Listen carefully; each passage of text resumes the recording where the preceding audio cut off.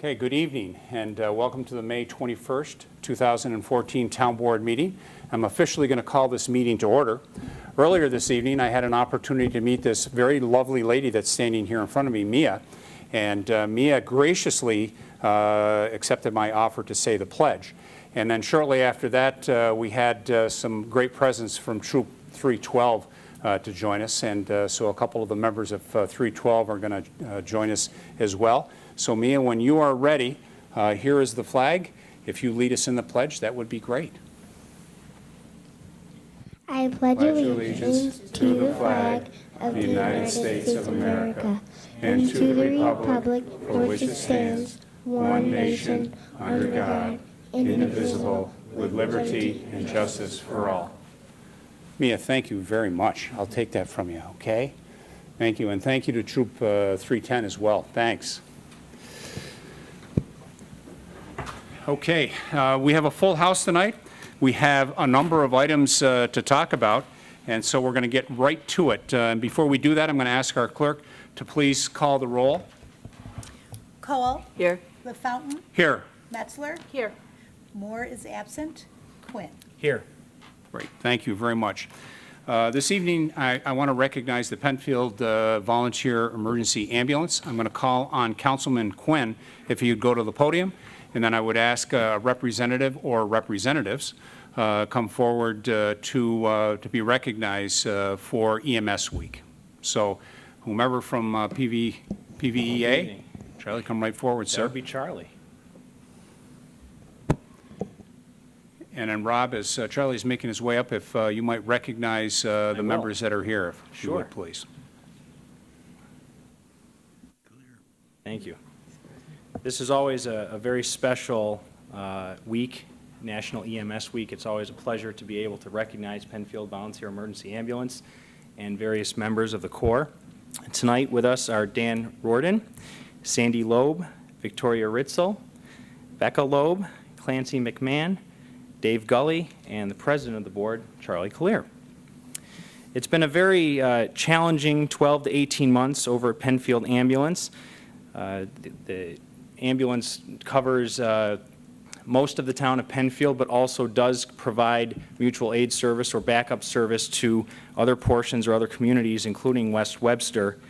And we all know about the tragedy in West Webster about a year and a half ago. And also earlier this year at the mobile home park, and Penfield Ambulance was represented at both those instances, and it's to the training and the spirit and the passion that they have for community that the Corps continues. The Member of the Year this year, honored earlier, was Rich Sperduto, and for outstanding service, it was Charlie Collier. In the last few years, call coverage has increased for 3 straight years, up from 73% in 2011 to 81.5% in 2012 and 93% in 2013. That's call coverage, and this year we're at 95%. Again, that is a true testament to the volunteers. The volunteers at Penfield Ambulance also cover about 2,500 hours per month, and not only do they take calls, but they also are very active in the community. They have drills at the Penfield Ambulance base, about 30 drills. And also they provide blood pressure clinics a few times a week to local assisted living facilities. They stage at 5K events. They have 4 ambulances at the 4th of July festivities here in town. And every year in a very moving drill, they have a mock DWI drill at Penfield High School. And to help cover all these calls, in the last few years, I think the board and the management over at EMS and the training department have done a marvelous job in new recruits. They've brought in about 30 new recruits in the last year and a half, including 18 who have become EMTs or medics in New York State. And to celebrate EMS Week, I do have a proclamation that's signed by the town board, and I will present it to Charlie on behalf of the ambulance base. The week of May 18th through 24th, 2014 is Emergency Medical Services Week. EMS dedicated for life. Whereas emergency medical services is a vital public service, and whereas the members of emergency medical services teams are ready to provide life-saving care to those in need 24 hours a day, 7 days a week. And whereas access to quality emergency care dramatically improves the survival and recovery rate of those who experience sudden illness or injury. And whereas the emergency medical services system consists of emergency physicians, emergency nurses, medical technicians, paramedics, firefighters, educators, administrators, and others. And whereas the members of emergency medical services teams, whether career or volunteer, engage in thousands of hours of specialized training and continuing education to enhance their life-saving skills. And whereas Penfield Volunteer Emergency Ambulance, or PVEA, has heroically lived up to its promise to provide emergency medical service to the people of Penfield. And whereas more than 100 local men and women currently volunteer their time, training, and vigilance as PVEA members to protect the lives of their neighbors.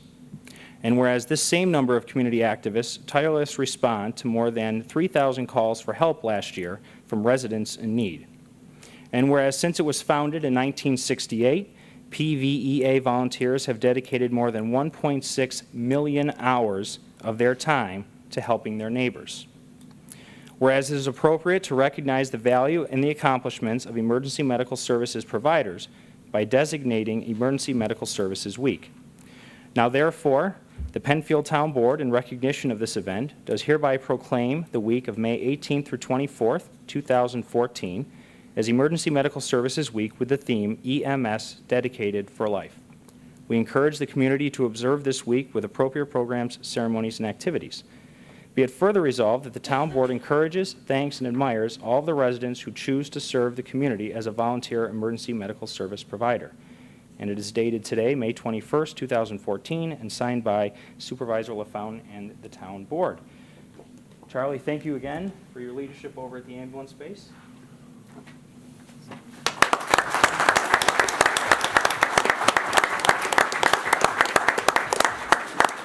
Just like to say thank you. I'd like to accept this proclamation for the folks that do the actual work. This doesn't belong to me. Right. Thank you.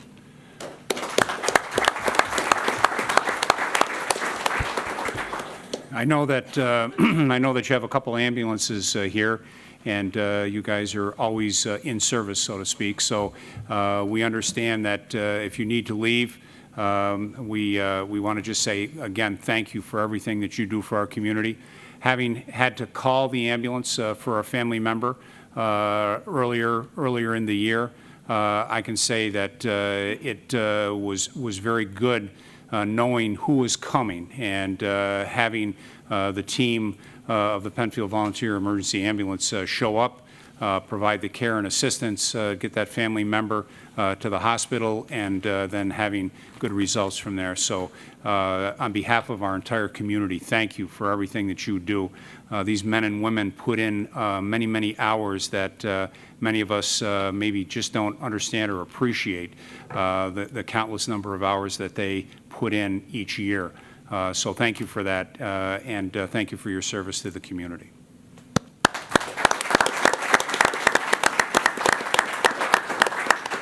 Okay, we're moving on. I would like to recognize next Jack Best. Jack was here now about 5 or 6 weeks ago to talk about a project, and now he's back to bring us an update of that project and all the great things that happened as a result of that. Jack Best with the Penfield Rotary Club. Well, thank you, Supervisor LaFountain, and if I would be joined by Deborah Gehring and George Opira and Marie Sente, please.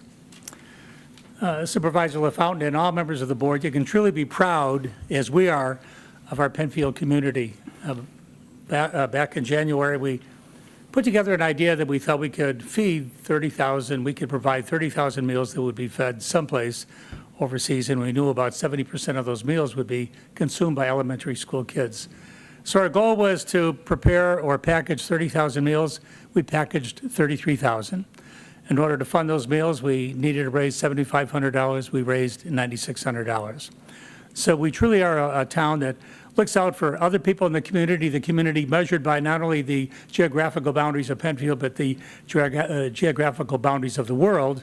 And I'd like to just ask my colleagues here, George, if you would just talk a bit about the whole idea of hunger and why this event was so important to you. The food that was donated and packaged went to Panama.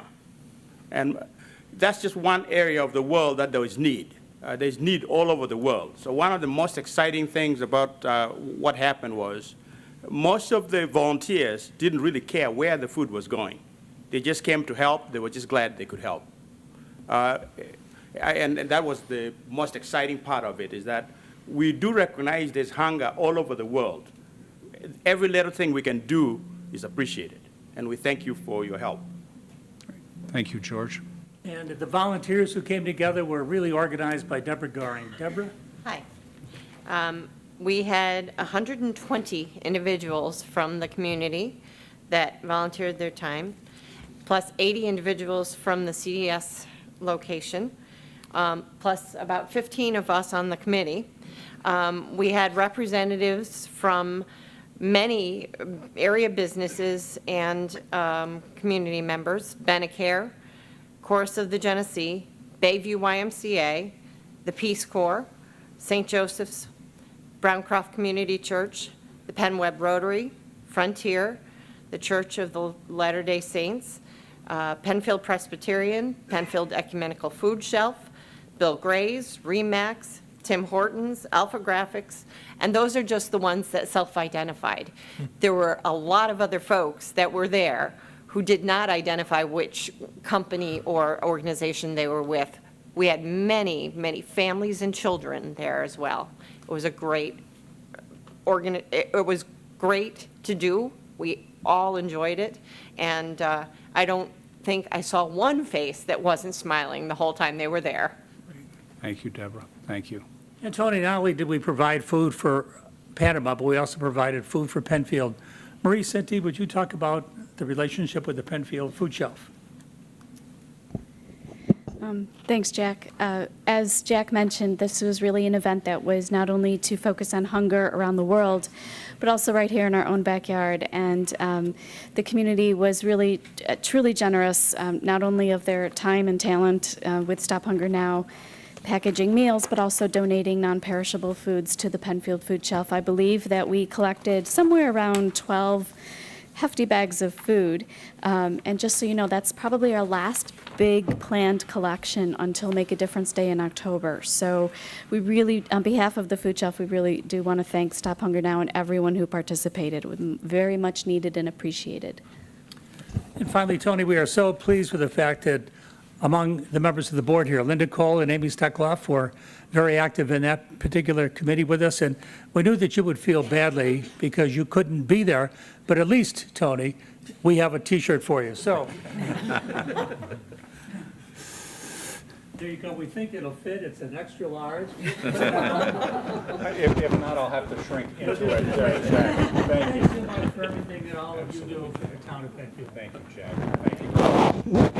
So Jack, Best, George, Deborah, Marie, thank you. This was a wonderful event that benefited near and far. And thank you for that effort, and thank you for the commitment not only to the service that you do for Penfield Rotary, but also for Stop Hunger. So thank you very much. You're welcome. Great, thank you.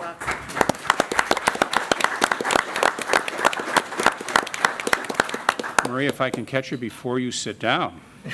So the next person I would like to call on is Marie Sinti. And Marie, very active in the community. As you heard, she's part of the Food Shelf, former member of the school board, active in Rotary.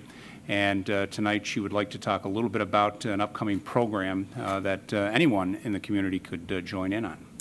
Thanks, Tony, again for the opportunity to come. I'm here on behalf of the Penfield Rotary Club to talk about our upcoming Penfield Rotary Golf Tournament.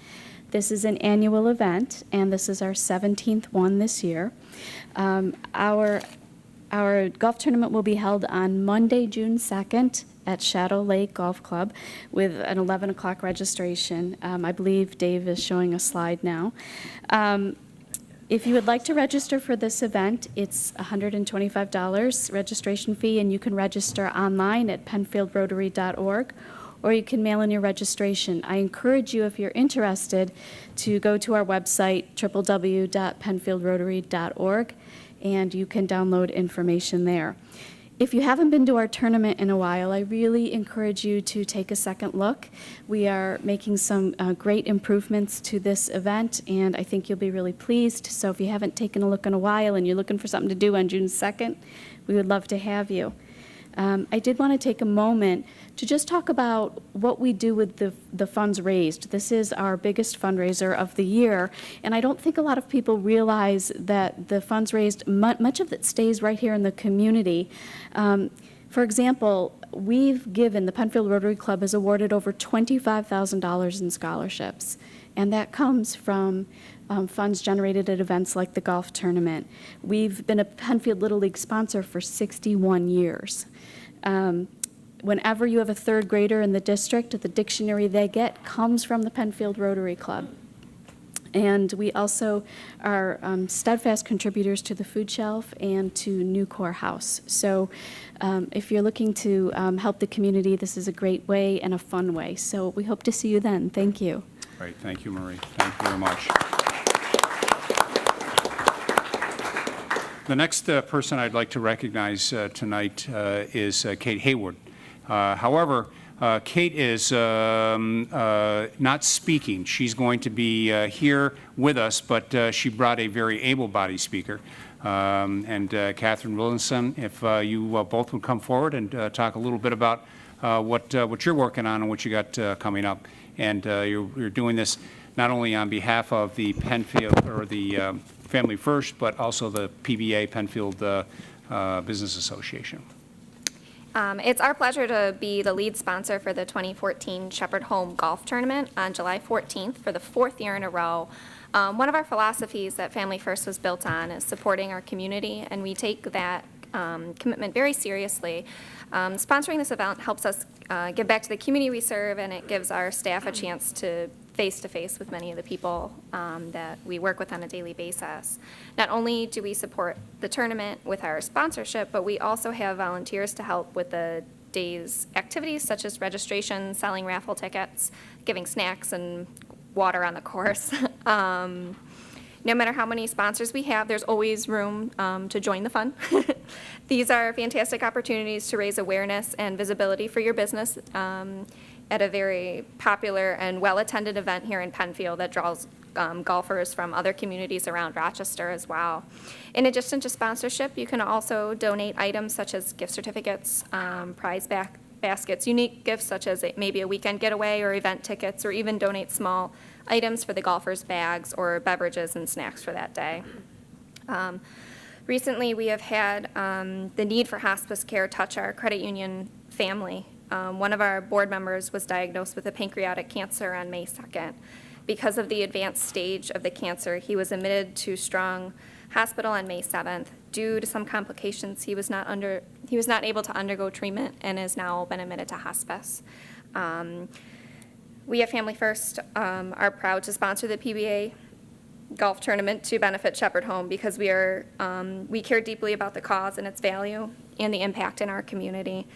To join us on July 14th as a golfer, sponsor, or volunteer, please visit www.penfieldbusiness.org. Thank you. Thank you, You're Catherine. welcome. Appreciate it, Thank Kate. We hope you're feeling better. Thank you. All right. She's speaking very softly this evening. Okay, this brings us to our main event, and that is a public information meeting that was advertised. And so there's a few that may elect to leave, and thank you again for coming. The board is going to adjourn to the front row here, and we're going to drop the screen. And so if you would just give us about 10 or 15 seconds to do that, then I'll give a little commentary on what this public information meeting involves. So this evening, one of the things that the board wanted to do is to have some discussion on a solar power array program that we're looking to consider at our DPW facility.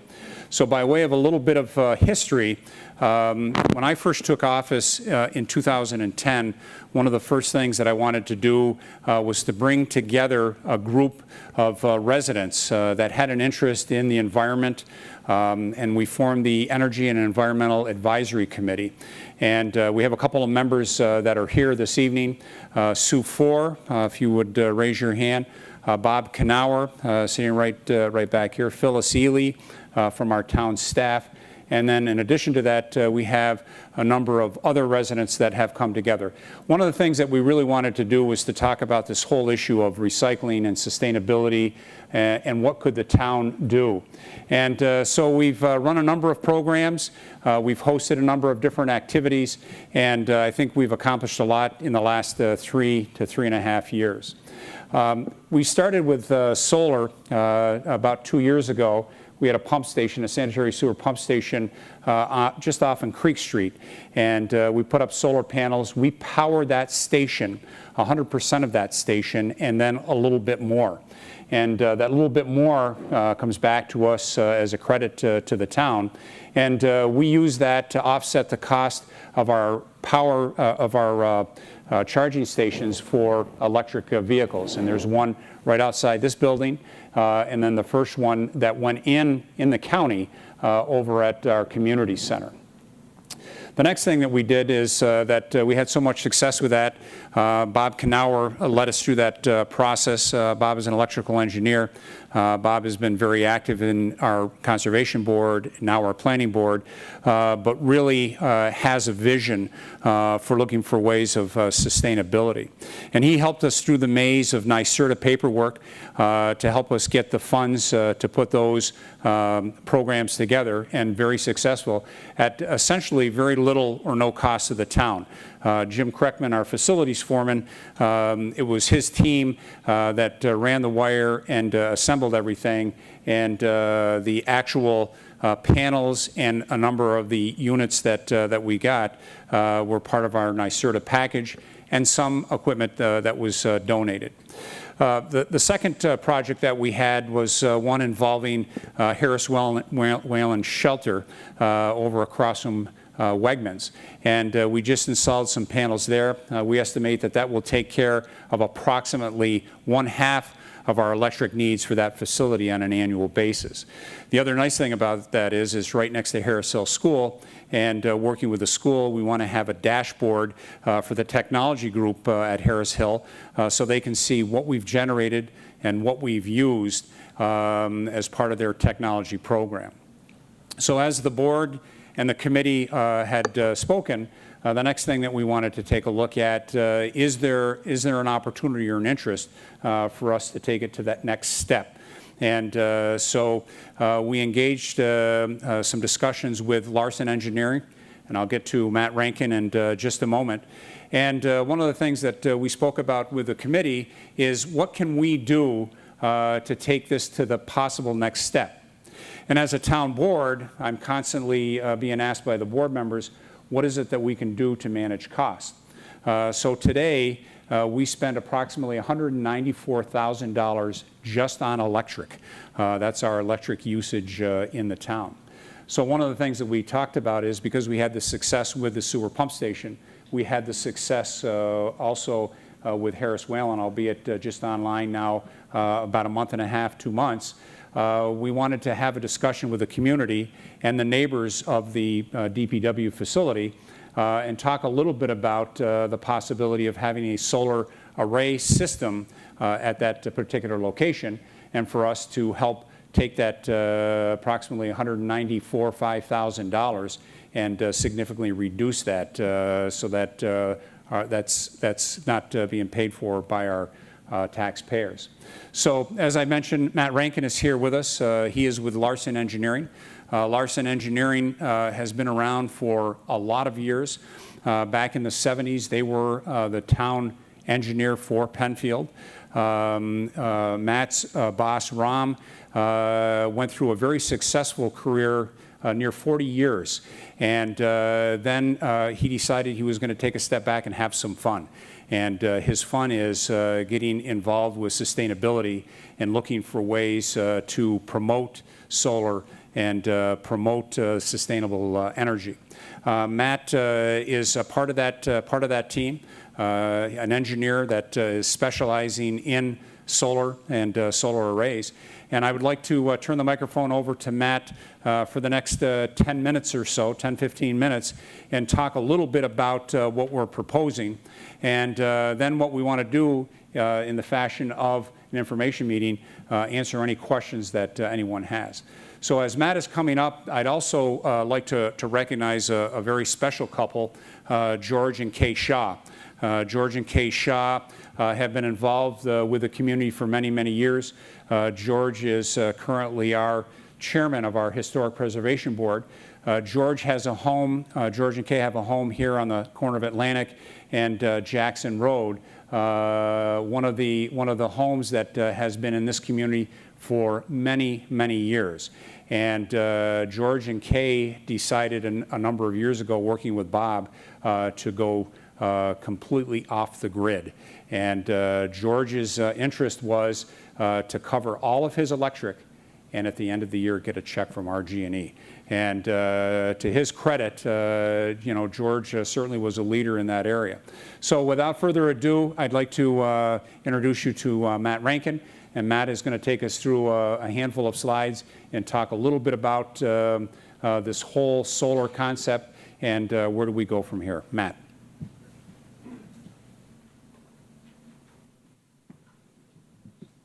Great, thank you very much for having me. I appreciate everybody showing up to hear this.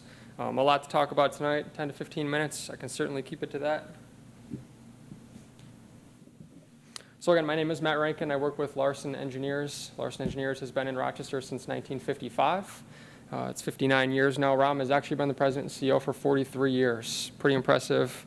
As Tony had said, about 5 to 10 years ago, Ram saw a lot of opportunities opening up in this field of sustainable planning, sustainable development, and sustainability consulting services. So in addition to the core business, which is civil, structural, and environmental engineering, Ram, started bringing us into the sustainability planning and energy consulting services industry. We've done very well. We have a number of projects, solar projects specifically built in neighboring municipalities. We also have a number of green infrastructure projects that have been built and quite a few more in the works. So, that's a space that Larson Engineers has done well in. And, Tony had invited me to come speak this evening to the town of Penfield about opportunities that could exist in the town of Penfield for you folks to utilize solar energy.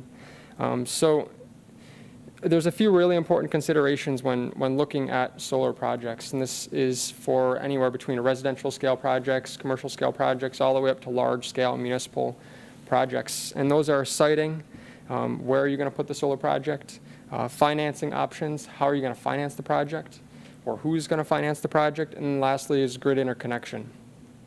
Grid interconnection is important because just because there's power lines running overhead does not necessarily mean that you can install a massive solar array and plug into that system. There are limits to the grid, and those are important to understand in the planning process for these types of projects.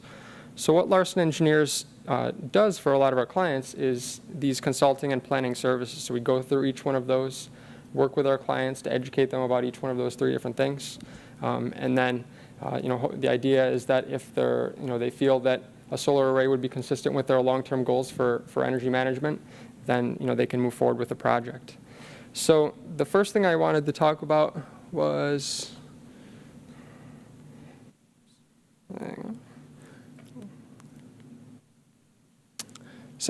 the first thing I wanted to talk about was the actual solar array project of interest for the town of Penfield. And then what I'm going to do is go directly into addressing some of the most commonly asked questions that we get. I've been doing this for quite a while, although I am pretty young.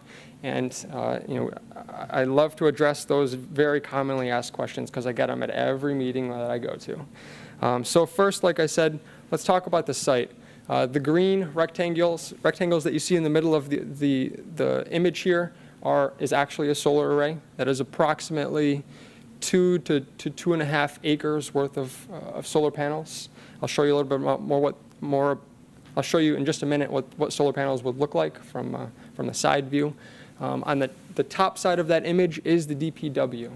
That is the DPW facility. On the left side of the green solar panels there is a debris storage area that is currently being used. There's a number of homes that surround. That's what the yellow parcels are, the property lines for a number of residential properties that surround this facility. The space there is currently an open grassy field, and we had first started looking at a 500 kW array. And just for a sense of scale, 500 kW would offset about 55% of the total town's electricity consumption, and that would be approximately 2,000 solar panels. Again, for a sense of scale, 2,000 solar panels versus anywhere from 10 to 30 solar panels that would be on an average home. So it's a much larger project, but something that would yield much greater energy generation and potentially much greater savings. So again, just recapping, the town of Penfield electric consumption history is about 1 million kilowatt hours per year. The average blended electricity rate I'm showing is around 15 cents and change per kilowatt hour. I have an estimated cost of around 160,000. Tony had mentioned 190,000. I'll have to find out what that discrepancy is there. The DPW currently consumes about 99,000 kilowatt hours per year. Again, to put that into scale for you guys, an average home is going to consume maybe 7,000 kilowatt hours per year. So the DPW alone consumes 99,000. The town consumes about 1 million kilowatt hours per year. So we're talking very different scales. The beauty of solar, though, is that it's a highly scalable technology. It can be applied anywhere from something as small as charging a cell phone. We see those technologies existing today. You can take them camping with you. They're affordable. They work. All the way up to the solar projects that you see in the southwestern United States, consuming enormous portions of the desert that are huge baseline power generation facilities. We're kind of in the middle at this kind of medium to large scale size. The town right now is currently looking at projects anywhere from 500 kW to 650 kW. Those numbers, again, are based on what the grid will currently allow us to connect to their system, their existing distribution system. And again, that range of projects would offset somewhere between approximately 55 and 73% of the total town's consumption. So that's kind of the basics of the project of interest here. Next, I wanted to show you a few pictures of some of the ground-mounted solar arrays, what they would look like if a project were to be developed at this site in the town of Penfield. In the top left-hand side is the Village of Lyons wastewater treatment plant. It's about a 40 kW project, but again, highly scalable. It would use the same type of structure. The front edge of the solar panel is about 2 feet off the ground. The highest edge is about 6 foot off the ground. In the bottom right-hand corner, you see the town of Williamson, which is a solar array to wastewater treatment plant. That's about 60 kW. Both of those are not too far away from here. I would encourage you guys to visit them to see what they look like from the ground level if you're interested. This is, again, just an image kind of showing what the side view is. You can see about 6 foot on the trailing edge, 2 foot on the leading edge, and they would be built in rows, all of them facing south in order to maximize production. The next thing I wanted to do is just address some of the most commonly asked questions that we get. And this is just a very brief list of some of those commonly asked questions. So allow me to address those, and then we can get directly into questions and comments from the audience itself. So first is, and I get this all the time, does solar work here? The last few days have been moderately sunny, but as you guys know, this winter was rather cold, rather cloudy, did not see the sun too much. In fact, the sun's only out for 8-10 hours a day during the winter. It seems like we get to work, sun's just coming up, we get home, the sun's just going down.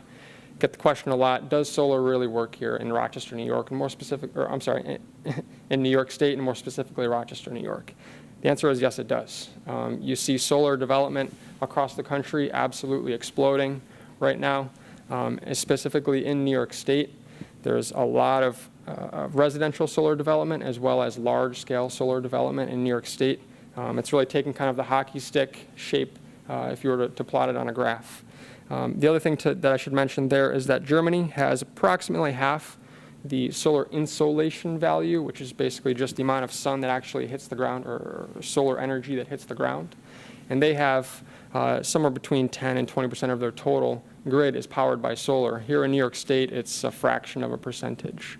So they have a lot less sun and significantly more development of the technology. So yes, solar does work here. Next is what incentives are available. Great question. Projects can be expensive. What types of incentives are available? First, Governor Cuomo has a plan to make New York State one of the biggest solar states in the country. Right now, I believe we're top 10 in terms of total installed capacity, but he wants us to be number 1. So what he started a few years ago was what's called the New York Sun program.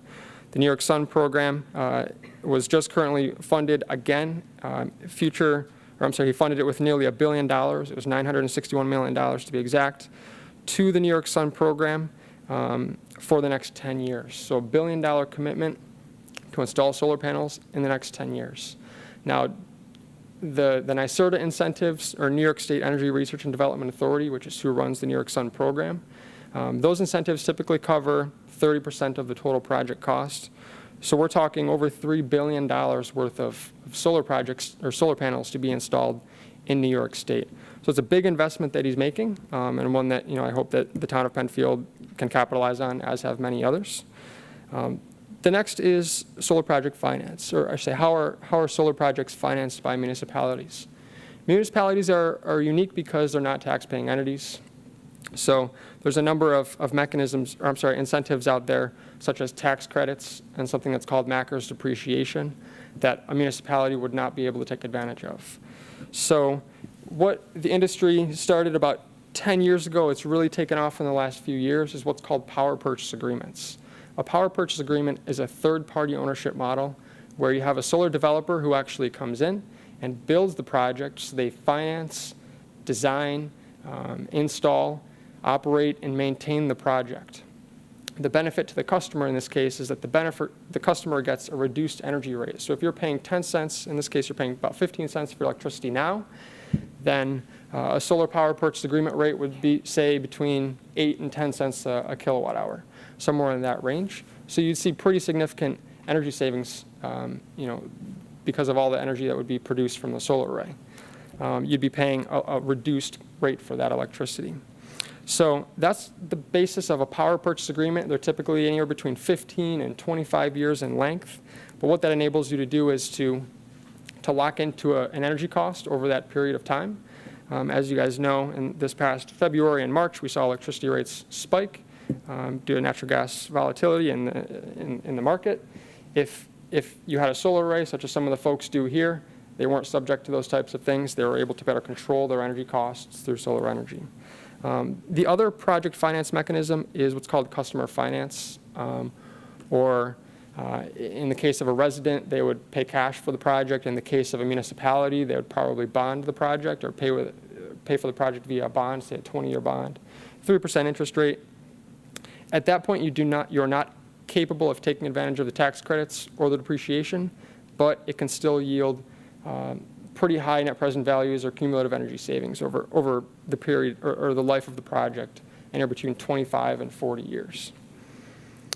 The next thing is, how is the value of energy or solar energy captured?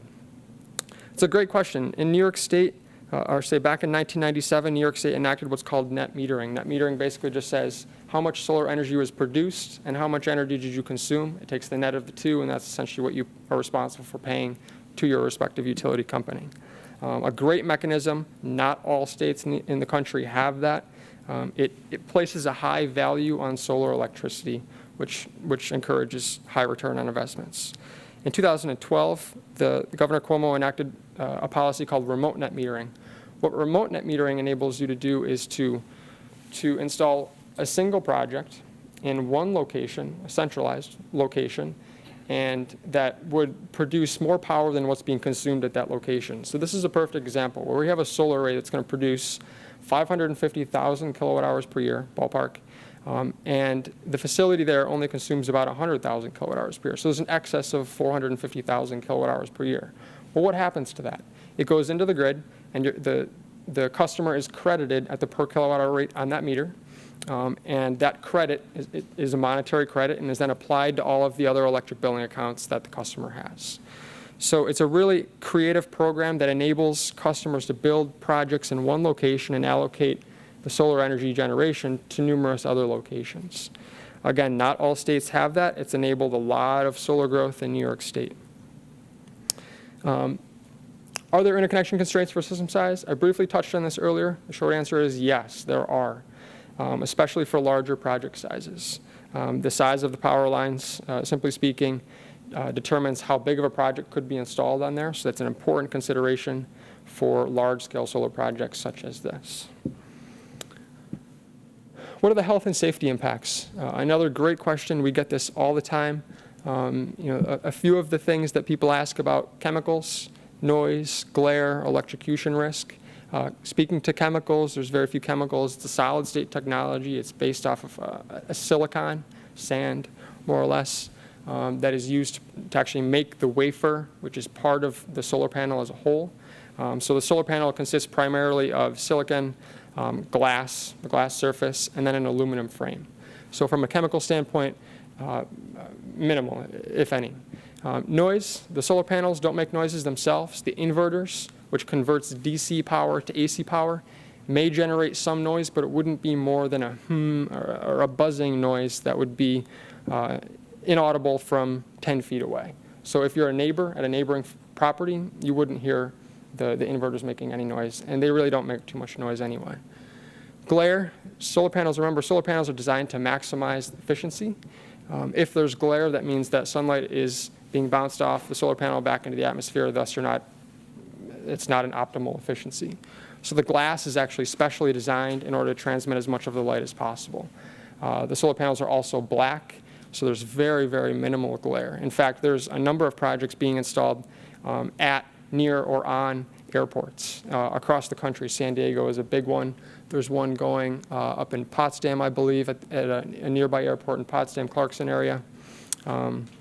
There's another one going near an airport in Oneida County, I think the city of Rome. So there's very little risk for glare. Lastly, electrocution. Projects like this at this size would be fenced with a chain link fence, typically 6 foot. So it minimizes the risk of somebody physically walking up to the solar array. Even if they did, all of the electrical or all of the wires themselves are in a conduit. Very little risk of electrocution. End-of-life impacts. This is a great question. Nobody really has a great answer to it right now. Right now, if solar panels are being disposed of, they're typically being landfilled. There is no recycling infrastructure anywhere in the country right now. It's something that is currently being researched. There's a lot of R&D money going into that at the university level, trying to identify what do we do with the solar panels, and then where do we do it? Where in New York State is the best place to build a facility to actually properly dispose of the panels, whether it's dismantling or something like that. But again, for the most part, they're being either disposed of in a landfill or they're being dismantled for scrap glass and aluminum, which has value. Again, end of life for a project, the solar panels are going to be warranted for 25 years. The racking is also going to be warranted for 25 years. So we estimate project lives to be between 30 and 40 years. The solar panels themselves have a performance degradation factor of about 0.5% per year, linear. So at the end of 25 years, they're going to be producing approximately 80% of their initial capacity. So again, project life, 25 to 40 years, anywhere in there. Lastly, what other public sector entities are taking advantage of solar in New York State? As Tony had mentioned, Penfield has two active solar projects. The town of Lyons, like we had talked about earlier, their wastewater treatment facility. The village of Medina actually has 3 solar projects, not quite at this scale, but they do have 3 of the smaller solar projects. The town of Williamson has 2 solar projects, and there's one being built right now in their landfill. That's a 1.5 megawatt project, or 3 times the size of what we're discussing here today. That project should be completed late fall of this year. The city of Rome is building a megawatt scale project on their landfill. Madison County is building a number of projects on their landfill. And then just to talk about a few other educational facilities that are building large scale projects like we're talking about today: Skidmore, Potsdam, Clarkson, RIT locally, SUNY Cortland, South Colony Central School District in Albany, Cornell, Tompkins County Community College. So that's just an example of the number of schools and municipalities that are taking advantage of this large-scale solar program that is available. Keep in mind, The reason we don't see a lot of the large-scale projects installed to date is because NYSERDA didn't start funding the large-scale projects until about 1.25 years ago, so not too long. Project development spans or lives for this scale of project is about 1 year. In fact, the first of the large-scale projects are actually just being finished right now. Skidmore is going to be installed, or I'm sorry, commissioned, I believe this week, if not this week, next week. So there's a number of projects that are being developed and installed across the state that you guys can take a look at as examples of other municipalities that are taking advantage of this. So lastly, I wanted to open it up to questions from the audience itself. Are there any questions or comments? Yes? So if I could just ask. Sure. Sorry, if we could, we got a microphone here. I've got one I'll bring around. We tape our meetings. They're actually live, and then we tape them and rebroadcast them. And we always want to have the opportunity, if anyone wants to go back and watch it, they have the ability to do that and to listen to the questions and things like that. So are you the first? Yes. Okay. I recently read an article where they have solar panels now that work on light, not just direct solar rays. Right. Can you tell me something more about that? Sure, absolutely. So a solar panel is going to produce electricity anytime there's daylight. So right now, although it's very diffuse daylight, it's cloudy, it's late into the evening, a solar panel would still be producing power. And to your point, performance of the panel itself is actually modeled, or I should say predicted, based on data. It's about 40-year data, and it's regional specific. So every state has their own data, and then within every state, there's about 10 to 12 regional points. There's one in Buffalo, Rochester, Messina, New York, Syracuse, downstate, that have their own meteorological stations that use 40-year data. So what that 40-year data accounts for is one winter that's unusually cloudy, one winter that's unusually snowy. The snow does cover the solar panels and does decrease production. However, it does melt off within a few days typically. So speaking over long periods of time, you can pretty accurately predict the production from a solar panel. And to your point exactly, yes, diffuse radiation, which is what you would see out the window right now, will produce energy from a solar panel. Okay, would you know of a company who would be interested in a purchase kind of arrangement? I would like to install some on my house. Sure, we can have that. We can talk about that after the meeting. Okay. Yep. There's a number locally. Other questions? Other comments? Come right up here. I can bring this back to you, whatever's easiest. You're looking to get steps like I am, Charlie, so I know you want to get up here to that mic. You mentioned that this array, proposed array, produces a great deal more electricity than the town uses. Has it been investigated from RG&E whether, in fact, they can accept the extra produced electricity? So to clarify, the total town consumption is about 1 million kilowatt hours per year. I don't have the production numbers, but a 500 kW array would produce about 550,000 kilowatt hours per year, which is only 55% of the total consumption. So the solar array, even the largest size that we're looking at, 650 kW, would only produce about 73% of the total consumption. So in no way would the project that we're discussing here today be producing more electricity than the town currently consumes. Did that answer your question? Or were you referring more to the grid itself, capacity? Oh, absolutely. So we've talked to RG&E, who works through NYSEG down in Binghamton, with their electric transmission services division, and they have told us that there is sufficient three-phase service to this site that could support at least 650 kW. So yes. Yes, hello.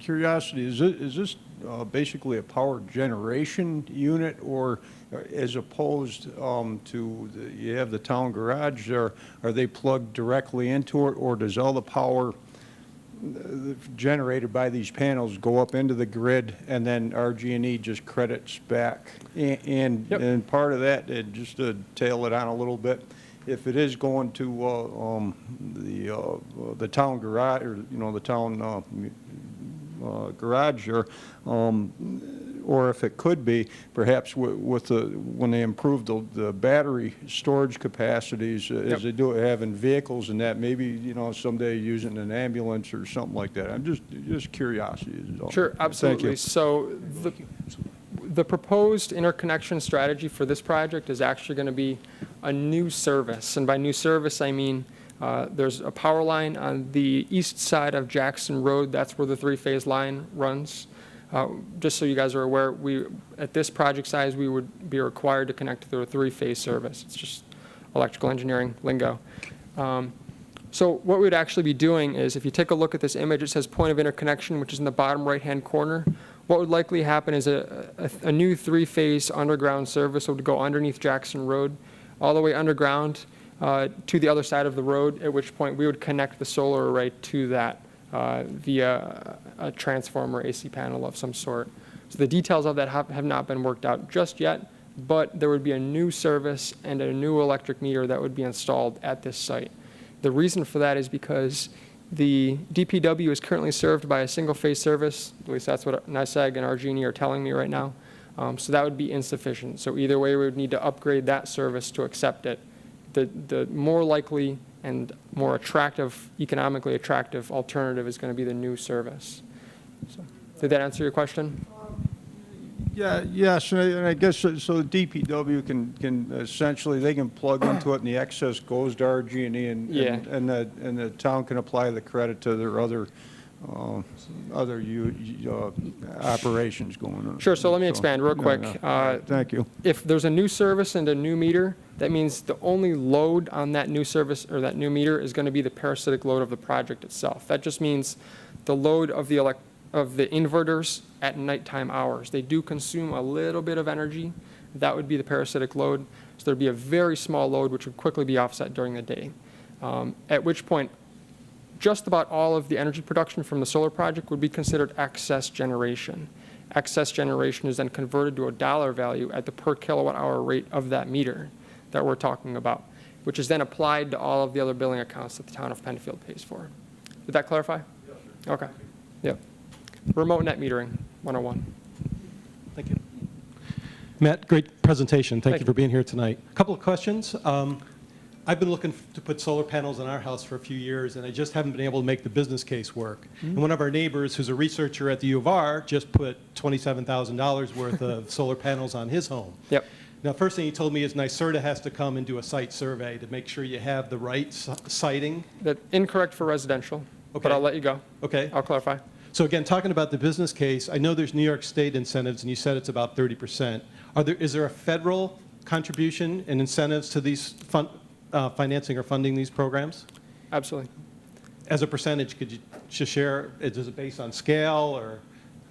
Sure, so this is leaning towards the residential discussion, which I'm going to keep to a very brief here for the purpose of this discussion. How about if the town does it? I mean, I would prefer to do that. Well, the one thing I would say is that within the last year, so the cost of solar has come down probably 30% or so in the last year alone. In the last 2 years, probably more than that. the photovoltaics, you mean? Absolutely. Yep. Okay. So if you haven't talked to somebody in a year or more, I would definitely talk to them again because the business case could be different, which is why the town is now considering solar at a larger scale. Next question. Okay, well, wasn't a good answer, but how about this? Read a lot about siting on churches and schools. You know, there's valuable real estate, and a lot of times, again, you know, it may be more advantageous to put them up higher, vandalism, again, angle of the sun. I mean, is that an opportunity instead of using valuable real estate? You said 2.5 acres for, you know, $550K. Is that an opportunity? Is there any cost savings there? No. There's an opportunity. We looked at a number of the different facilities. The challenge with roofs is that roofs require maintenance. They require replacement. A solar array could very likely outlast a roof. So we wouldn't want to be in a scenario where you put a project on a roof today and you need to replace it 10 years from now. Okay. So the ground mount is the way to go in most cases. In fact, most of the solar projects that are being built today are ground mounted projects at this scale. Okay. There's other benefits from an economic standpoint, and it's more related to the metering aspect of it. The DPW building has a demand charge on the bill. A solar array will not affect demand charge. Thus, you've reduced the economic attractiveness of a project by doing it that way. It's different for residential. Okay. So the cost of electricity is variable. We acknowledged that earlier, and I did a calculation in mine. I pay a little over 18 cents per kilowatt residential, and that's going to go up and down, and you know, you can only imagine in the future it's going to get more expensive. When you look at the business case, do you plug in those type of factors to help justify these kind of projects? Absolutely. So we look at 23-year data from the United States Energy Information Administration, or the EIA. Which Great is website, by the way. New York State specific, electric industry generation specific data that looks at the cost of electricity over about 23 years. It's about 3% annual escalation rate. In the last, since 2000, it's more like 3.5%, and in the last 10 years or so, it's actually more like 3.5% to 4%. So it's actually increasing at a slightly greater rate now. Conservatively, in all of our models, we estimate typically 3% or 3.5% when we do our production modeling. Okay, thank you. Last question, just on storage. I mean, again, given it's a variable power, and you know, there's no breakthrough technology yet on storing, you know, electricity from the sun. And, but I happen to know that Chan Philbrick's son-in-law works at Ideal Power, which is, I think, one of the preeminent companies right now in research of battery systems and storage systems. I mean, where do you see that on the horizon? Is that something that'll be an option, again, instead of selling it back to RG&E? You know, imagine that you have a difficult scenario, and it would be good to have the power available to the town, made by or harvested in the town. Sure. So storage is a great question. It's something that's being looked into. As you had mentioned, there's a lot of R&D money. Just a few weeks ago, up at Eastman Business Park, the New York Best battery production facility, testing facility just opened up. There's a lot of companies that are interested in coming to the Rochester area to help develop the technology. At this stage, it's just not ready for market deployment at the scale we're talking about right now. It's being, in California, it's starting at utility scale. So we're talking, you know, huge batteries the size of this room plus. And then you're looking at small residential scale. Those batteries also work, but in between, it just doesn't work yet. So the beauty of distributed storage, though, is that it can be added later. So 5 years from now or 10 years from now, when it may make more sense, you could add it to the project in order to increase your benefit. So it could be added. Yep. And I think the only piece of that last question or two questions before was with regards to what do you get back from the federal government by way of incentives? Oh, so for a for-profit entity, there's the 30% federal tax credit, and then there's what's called MACRS depreciation, which is Modified Accelerated Cost Recovery System, I believe. Depreciation, it's a modified accelerated depreciation schedule, 5 years versus, I think, 25 years or something like that. So those are the two incentives available for large commercial scale projects like this. For residential, I have to brush up. Bob may be able to assist me here. I believe the 30% federal tax credit, and I think there's also a state tax credit. It was once worth 25%. It's still 25% up to $5,000 for residential. So Matt, in looking at this, have you calculated a break-even point where the cost of the project versus the contribution of electricity back into the grid funds it? I guess I'm not sure what you mean by break even. We usually think of it more as return on investment in this business. Okay, I'm just thinking in terms of capital outlay to buy something like this. Yep. And then you have some kind of cash stream to pay it off over time. Right. I mean, is there a you know, a 5-year horizon, 10-year horizon? That's a very complicated question. It all depends on how the town wants to actually finance the project. And we can certainly have that discussion with the town on which is the best mechanism or vehicle for finance. So, typical ROI for a project where you can utilize tax incentives, 3 to 5 years max. Okay, thank you. Let me address the one question he actually said first when I said it does not apply to residential. In fact, one question that we had talked about with the board and with Tony himself was if NYSEG comes forth and says you guys can only install 650 kW worth of solar at this site, and the town in fact installs 650 kW worth of solar at this site, does that limit nearby neighbors or anybody on that distribution circuit to install solar? And the answer to that question, which I confirmed with the New York State Public Service Commission, as well as NYSEG and RG&E, is no, it does not. In fact, the utility company cannot deny a residential solar application because of what's called the Boxler limit. It's what they use to calculate circuit capacity. Again, the utility company cannot deny a residential solar application because of the Boxler limit. It does not apply to residential solar projects. Thus, anybody in the surrounding community could install a solar project without having to pay for any types of grid upgrades. They could not be denied by the grid. Yes? This is probably, you sort of touched on it, but when I saw the original display with 2 feet off the ground, it occurred to me that it would be very easy for a deer to jump onto the display, and I was wondering, you mentioned about the 6-foot fence, so Yep. probably that answers that, but suppose we had a hailstorm, like the softball size hail coming down. Yep. What are these panels warranted? Do they get replaced by the manufacturer? What happens if there's damage? Yeah, they're warranted, and depending on the manufacturer, they'll have an actual part of the warranty will help to cover that type of damage. Depends on the size of the hail. I'm sorry, the warranty depends on the size of the hail that's actually coming down. But believe it or not, the panels are tilted at about 30 degrees, which is going to reduce the moment of impact, force of the moment of impact. But also, they're pretty sturdy. I would say they're stronger than the glass on your car because there's more layers to it. There's more support behind it. So it's very unlikely that they would break from a hail. They're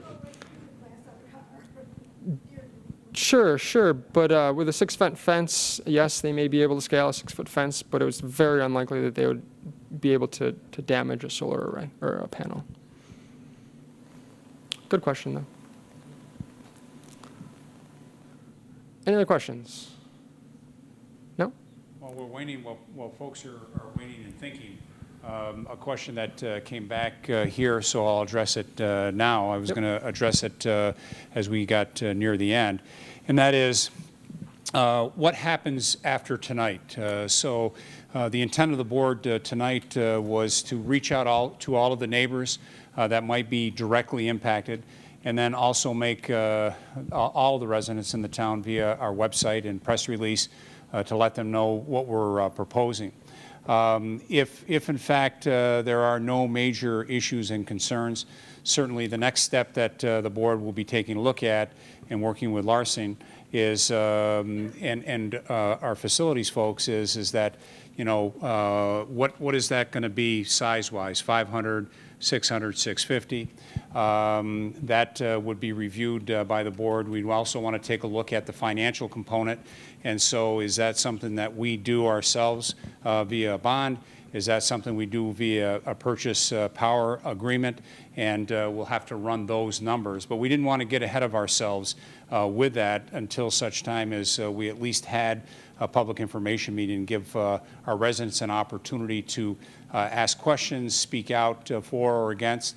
And then what we'll typically do is we'll wait for several weeks for any other comments to come in and give those an opportunity to kind of, you know, trickle in and an opportunity to answer some of those questions back. And we would typically do that, so we would post it on the website. We'd get the question, we post it on the website with the answer so that everyone saw the question and saw the answer to that particular question. So, and then it is the town board that would make the final decision on this. And again, we would do that not in a vacuum, but with input by a lot of individuals, our residents, our experts, the engineers, our facilities people, and our controller. Yep, absolutely. I'm sorry, I just have one suggestion for it as far as the neighbors go. Maybe think about running a 2-foot berm around the 6-foot fence and putting up some kind of vegetation just to keep it looking, you know, whatever. That's about it. Okay. So that's a good point, that where the green is the solar array. To the left of that, or to the west of that, is where we store a lot of material. One of the things that our highway department is looking to do is to start to clean up that material and make that a little bit more attractive. When that pile started, there were no homes in the area, and so the thing we want to do is we want to be good neighbors as well. So that'll be another area or an opportunity to maybe lose some of that material. Okay. Other questions, other comments? I'm going to offer up Matt. We still have a few more items on our agenda, but I'm going to offer up Matt out in the rotunda so that if anyone would like to speak to him in any detail about this project or solar in general, I'm sure he would be willing to help answer any questions. I just want to say I'm delighted that the town goes in for a solar project, and I hope it succeeds, and I hope you do it. Thank you. Thank you. Any last-minute questions? Okay, we're going to take just about a 30-second or less break so that we can get everybody up front, and then we can recognize some other folks that we have in our audience, because we know folks have to get home and get their beauty rest, study for exams, and a few other things. So give us 30 seconds. So what I'm going to do is I'm going to do a little flip-flop. We have a number of communications and announcements. I'm going to reverse that because I know we have a number of folks that would like to address the board on some matters, and we're sensitive about getting folks home if they so choose to do that. So the next item we're going to move to is public participation. It's an opportunity to address the board on any matter. You can do that if you're here in the auditorium. You can call in at 340-8771, or you can log on at penfield.org. And so I would ask our clerk, is anyone signed up to speak? Yes. Okay, and we'll go, and then after that, we'll go on to those that did not sign up. First one is Peter Clark.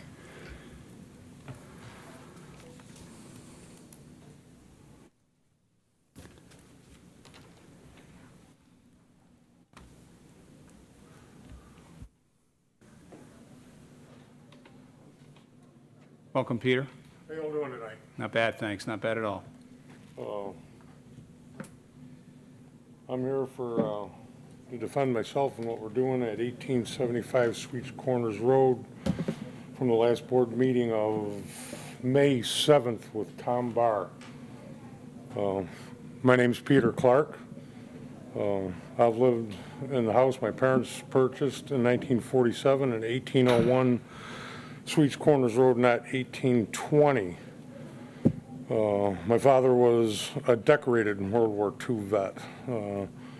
Knowing we would go into the service at a very young age, he taught us to shoot both left and right-handed, since we were left-handed and military weaponry is usually right-handed.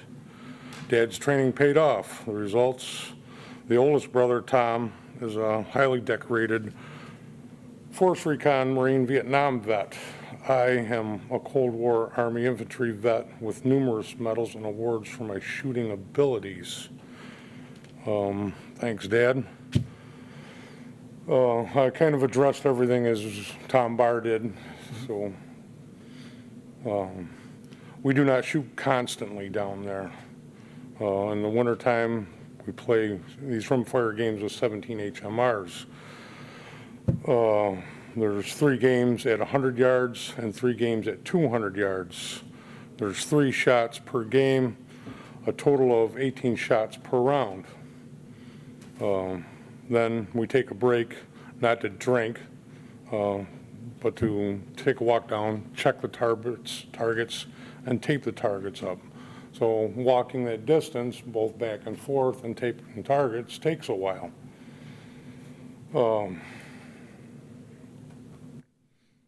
There are usually 4 or 6 shooters. Most of the shooters do not drink. To us, it's a social event and sport, as some view golf.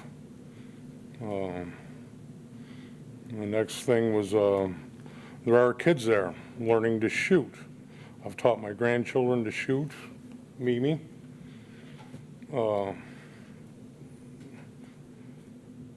Other people have taught their kids to shoot there. All parents are shooters, all parents are there.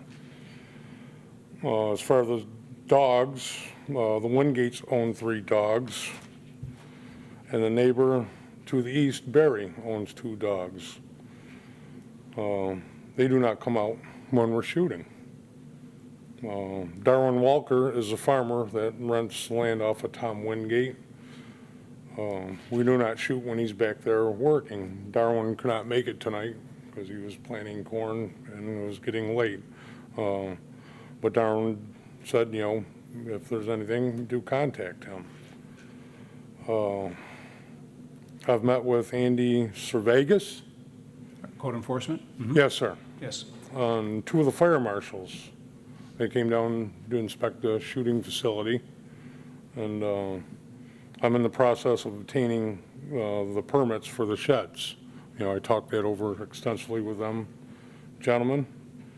And other than that, everything else was fine. The next part was where he's commenting on my wife.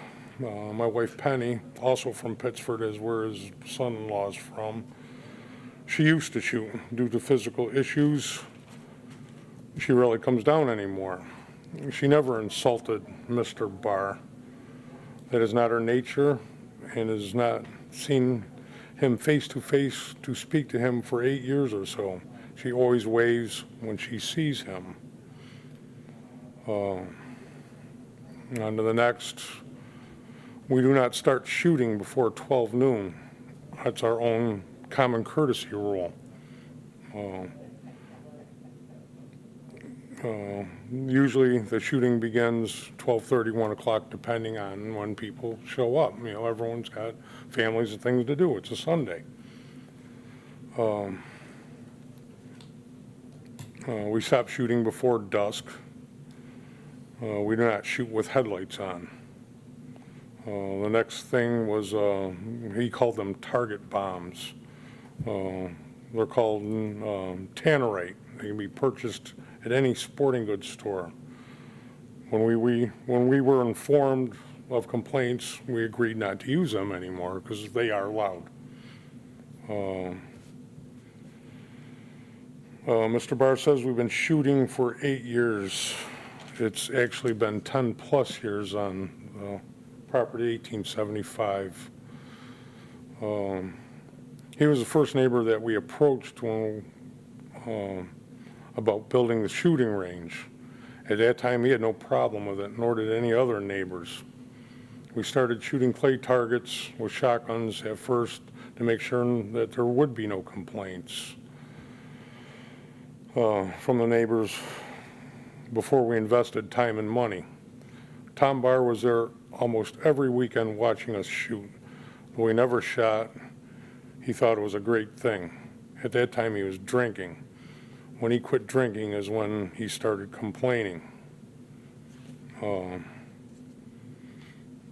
Again, time frames, you know, when there's more activity down there. We start shooting in October for a couple of weeks to sight in shotguns before deer season.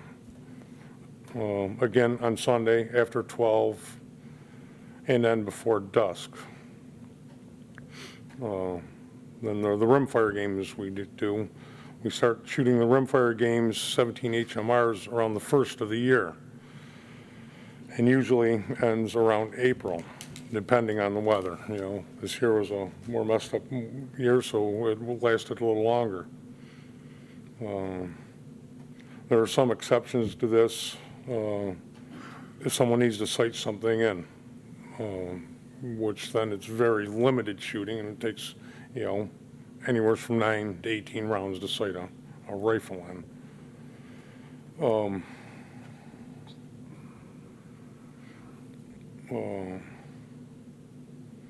And that's, like I said, a very rare occasion. There's been professional shooters at that site, state troopers, Monroe County sheriffs, practicing before they have to qualify for whatever their job calls for. There's going to be some troopers and some sheriffs here tonight, but they could not make it. Since other people use Mr. Wingate's land for walking dogs or farming, whenever there are exceptions, we call Barry, which walks his dogs, and call Darwin, which farms it, to give them a heads up. If we cannot contact them, we do not shoot. We're not out there just raising cane shooting. We're take it very professional. I've brought some of the targets. These are part of the rimfire games. The actual bullseye is a 1/4 inch, and hitting that at 100 yards in the wind in the wintertime is a very tough target to hit. On the other side of the target, we tape Rolaids and shoot them. Both of those are off a rest. Then at 100 yards shooting offhand, you got to break the wider targets of that. Again, very tough. Then at 200 yards, in the wintertime, very tough with a rimfire. Got to break the orange. That is one of the games. And we have 2 object games we play. And some of them are just little figurines glued to popsicle sticks. Again, hitting that at 200 yards is pretty tough. And golf balls taped to a tee. So it's not just constant shooting, bang, bang, bang. It's bolt action rifles, very expensive scopes on them, tough targets. And it's not a constant thing, and it's only on Sundays, starting at noon until dusk. I just kind of wanted to clear my name and what we were doing down there. We appreciate that.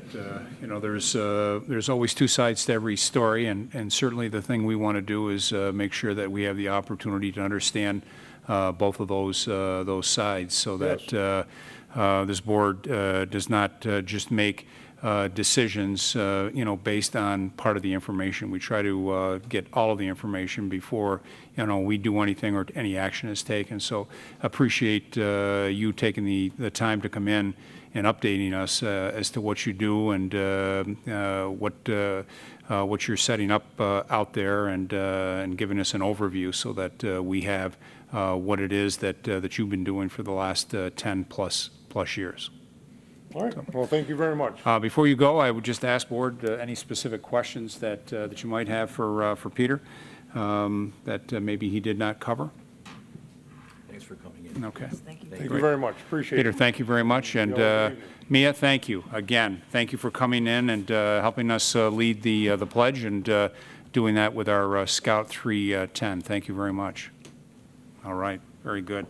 And you can go online and watch that so you can show your friends if you want to do a little bragging. Okay? Very good. Okay. Anyone else that signed up to speak to the board? Harry Embry. Terry? Harry. Harry Embry. Oh, we got Harry.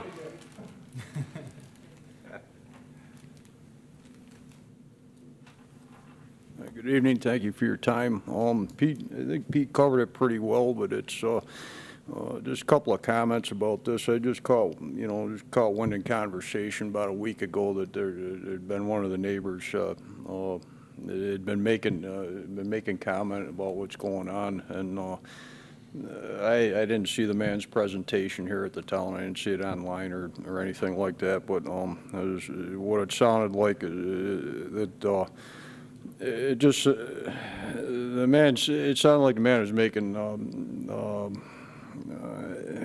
drama, if for no other thing. Let me try to get to the point. It's a very safety's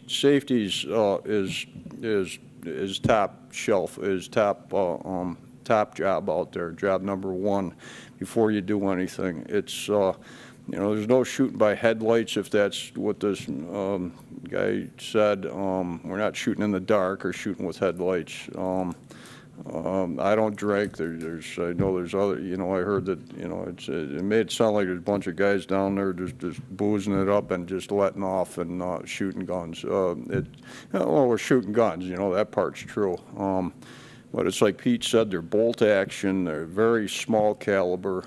The back stops or the berms, you call them. They're to stop the rounds, and then it's on a hill. Besides that, it's, you know, safety is the attention to safety is you know, can't be, there's no, you know, it's uncompromised for that. I go out there, I've been going out there for years now. I grew up out that way, I lived down south, now down Lima now, but I grew up with family here, Sweets Corner, well, Dublin Road, but, you know, it's right on the corner from Pete, down Sweets Corners there by county line. I enjoy going there on Sundays, and like Pete says, it kind of starts after the holidays in December, and it's an activity you do in winter up until the farmer's got to get in there, Darwin, and start working his field to get it ready for planting. Well, thought I told Pete, maybe he brought it up here, but this man, I don't know why why he felt a need to come to the town, which is his, you know, he should, if he's got a problem, he should, you know, or he should talk to somebody and you know, give his position and see how it weighs. And I guess one of my thoughts on it was, you know, it's an activity we do. You know, we got some money invested in it, but it's the buildings are built. You know, I used to frame houses. One of the other guys, Chuck, he's you know, he's a tradesman, carpenter also, and you know, he was kind of primary putting the things together, but I helped out, and those things are built as good as, you know, they're nailed up. They're the joists, the studs, the rafters are all, you know, everything's. It's a good, you know, it's a nice place, but it's just framing. It's like a garage with flap-up windows. So the tables that we shoot off of are very solid. And not to talk it up, but it's not like we just kind of ran out there and you got a pile of beer cans and or whiskey bottles or whatever. Anyways, maybe I'm drifting here, but to get to the point, you know, the activity. If it's just the actual shooting, he doesn't want to hear the popping. You know, like I mentioned to Pete in conversation, you know, that's the environment out there, and it's not just a shooting. There's, like Pete said, there's snowmobilers going through there in the wintertime, farmers there with a tractor during the year.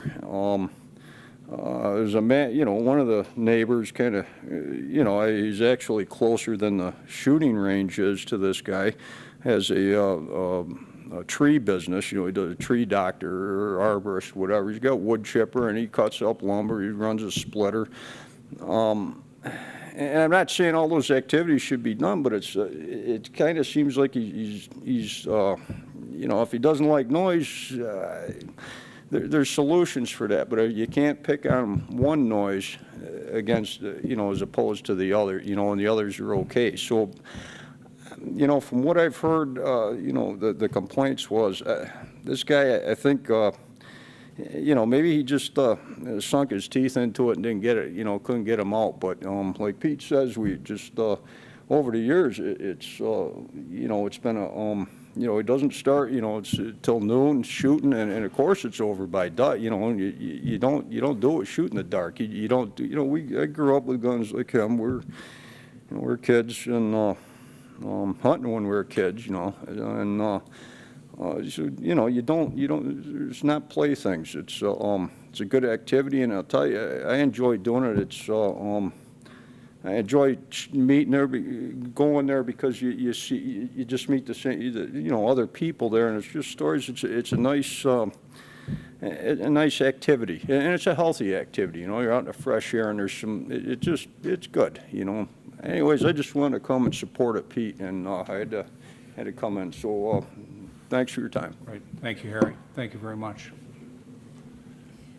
Phil Schaefer.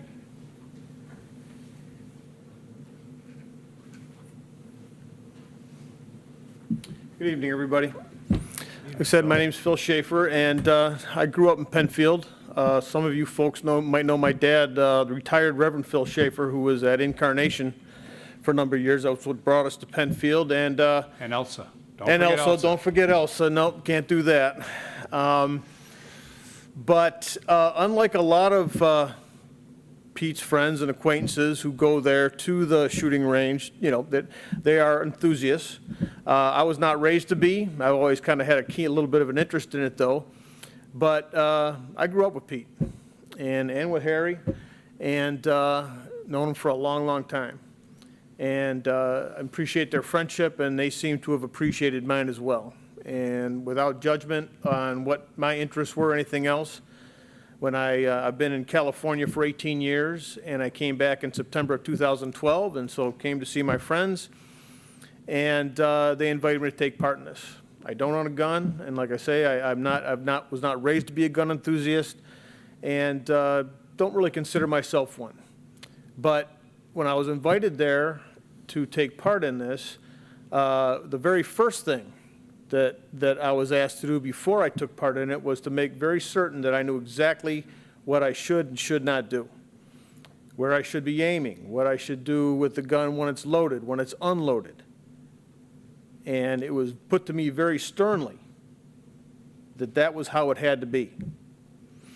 And so I appreciated that they took the time to make sure that I was going to be safe, not just, we're dealing with what is a weapon. Just like people who drive need to understand that they're driving a weapon, and that they should put the same kind of care into it. And Pete took that care to make sure that I knew exactly what I was doing. Like I said, I was in California for 18 years. From 1994, I got transferred out there and came back in 2012. Of course, came back to a lot of changes here in Penfield and other things, and quite honestly, a lot of changes in the people I grew up with. Some good, maybe not some not so good. But the one thing that didn't change was the character of Mr. Peter Clark. He's a rock, and he's still a rock now. What he stood up here and said, you can take it to the bank. I trust that man. I would trust that man with my life. And I know that he will continue, if given the opportunity, to treat that land and those sheds and that range with the same care and consideration to all his neighbors as he's done so far. Thank you all very much. Thank you, Phil. Barry Sheevan?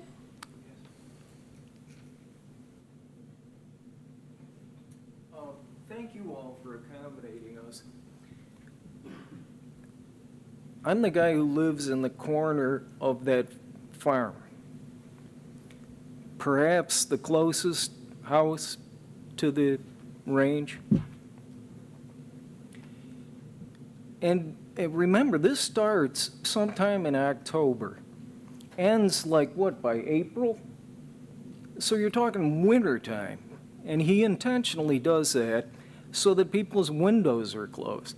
He has taken some measures to try to reduce sound levels and will continue to do so. From my house, even on a rare day when I have windows open, I can't tell if they're shooting or not unless I go outside. There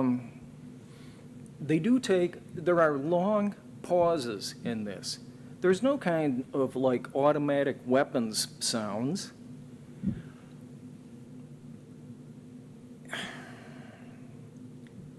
They've described the breaks, how conscientious these guys are. They're like professionals with these guns.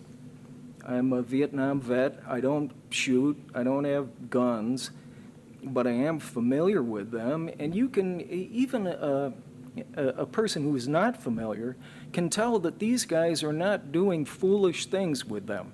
Nobody's swinging a barrel around. The chamber's empty. The safety's on. And as Harry said, or Phil, they're good teachers. They're conscientious about this. They're serious about it. It's not, and the drinking isn't even taking place. Now, because I know these guys, we're all outdoorsmen. You know how it is in the wintertime. You can't wait to get out of your own four walls.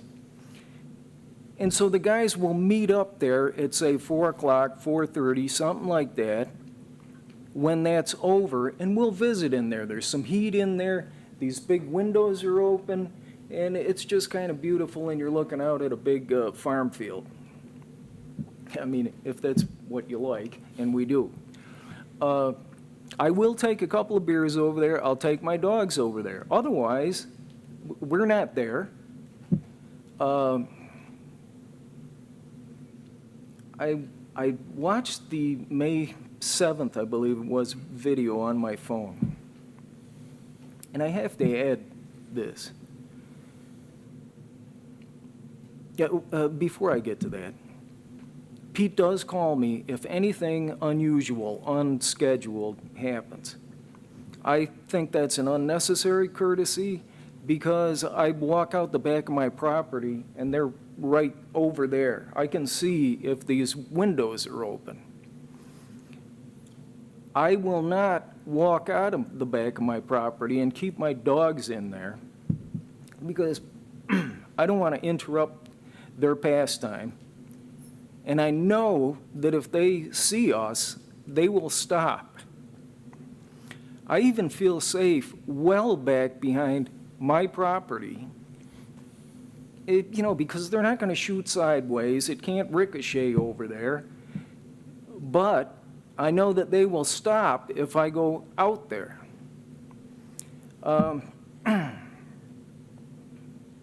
Another thing I feel like I have to mention is the complainant said that Pete's wife was apparently yelling insults to him, including hog calls. I mean, imagine that. Who would even think of that? From the middle of this field. That's so preposterous, it's delusional. I'm just here out of fairness. I guess, that's all I can think of that I wanted to say, and thank you all. Thank you, Barry. Thanks for taking the time to come out. Thank you. That's all I have. Okay. Is there anyone that did not sign up that would like to address the board in any way, shape, or manner, either this item or any other item? David Bay.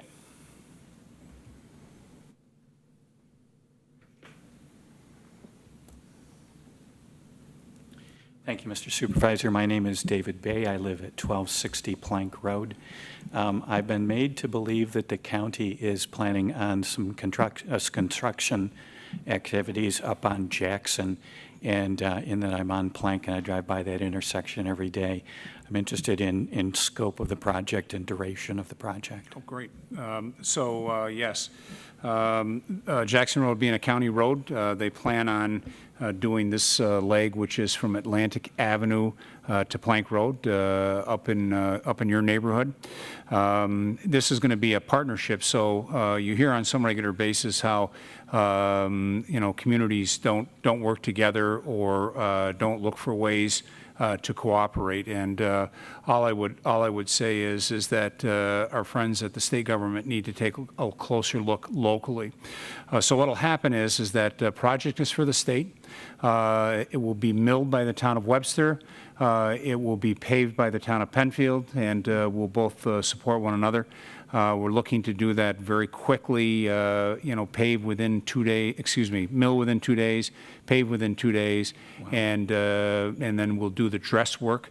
And we should not inconvenience folks very much at all during that time. So you might have a little stop and go for a couple of days, be open back up, and then a couple of days for paving. So great team effort by Webster, Penfield, and the County of Monroe. So hopefully when you're all done, you'll have a great road to travel back and forth. Great. All right. Thank you. Yeah, thanks for coming in. And thank you for joining us with the solar program. That was actually quite interesting. So could I have a sidebar discussion on Peter Clark? Absolutely. I am an avid gun enthusiast. I probably have more firearms than the entire police department of Webster. The people that came to this microphone are very representative of the gun culture. They are very serious about safety. You do not, when you're at a range, ever drink. They might have a beer after they're done. You're expelled from the range if you're caught with a regular range if you're caught with a drink. The first rule, anybody is given that handles a firearm is it's always pointed downrange, period. Whether it's empty or loaded, it doesn't matter. It's always pointed downrange. The safety is always on when you're not handling it. The bolt is always open when you're not handling it. Some ranges make you put a fluorescent orange insert into the breech just so that anybody casually walking by can't see it. And all three of these men that came up to the podium are so very representative of that concern for safety and for good manners. And so I fully endorse their efforts in this. Right. Thank you. You're welcome. Thanks for the comments. Yeah, you're welcome. All right. Okay, anyone else? Sorry, they laughed. But they have the opportunity to watch it, so that's a good point. So, very good. Thank you, David. Anyone else in the audience who would like to address the board on any matter? Okay, seeing none and no calls coming in, we'll move on to our communications and our announcements, and I'll start with our clerk, please. Okay, thank you, Mr. Supervisor. The annual Town of Penfield Free Rabies Clinic will be held on Saturday, June 7th, from 10 a.m. to noon at the Public Works Complex, 1607 Jackson Road. Pets must be at least 3 months of age. Cats and ferrets must be in carriers, and dogs must be leashed. Please contact me at 340-8629 or my email address, steckloff@penfield.org, if you have any questions. Also, I'd like to just remind everyone that our mobile DMV is canceled for the upcoming Tuesday, May 27th. And lastly, for those involved in door-to-door sales or solicitations, please make sure to apply for a selling permit at the town clerk's office. You may call me at 340-8629 or email me at steckloff@penfield.org with any questions. And as always, any residents that have concern about anyone coming to their door, please give me a call, but also make sure to ask if they have a permit from the town clerk and if they have their credentials on them. Thank you. Thank you, Mr. Supervisor. Good evening, everyone. A special way to remember a veteran, living or deceased, in your life on Memorial Day is to present a rose in their memory or honor at Penfield's Ceremony of Remembrance. Penfield's annual Ceremony of Remembrance will be held on Memorial Day this Monday, May 26th at 10:30 a.m. at the Penfield Amphitheater. The amphitheater is located at Veterans Memorial Park below the Veterans Memorial.